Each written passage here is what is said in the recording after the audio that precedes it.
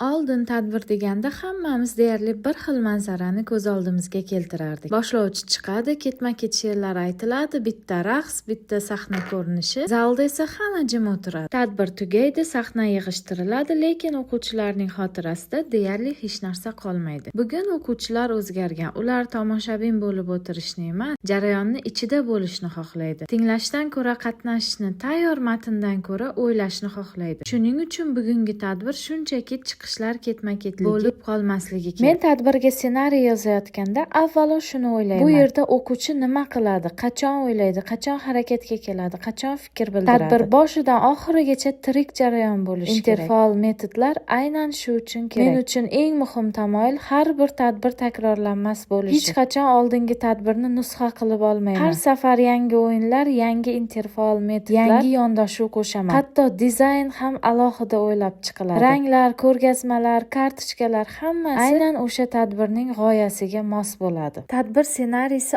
oddiy matn emas. Unda qayerda o'quvchilar jim bo'lishi, qayerda harakatga o'tishi, qayerda fikr bildirishini oldindan rejalashtiraman. Har bir qism o'z o'rnida bo'ladi. Shunda tadbir shunchaki o'tib ketmaydi. O'quvchilar uni eslab qoladi, o'qituvchi esa natijani ko'radi. Bugun tadbirlar rasmga tushish yoki hisobot uchun emas. Ular o'quvchi uchun ta'lim va tarbiya beradigan, fikrini uyg'otadigan maydon bo'lishi kerak. Shuning uchun men bu safar ham yangicha, jonli va o'quvchilar uchun haqiqatdan ham qiziqarli tadbir yaratishga harakat qildim.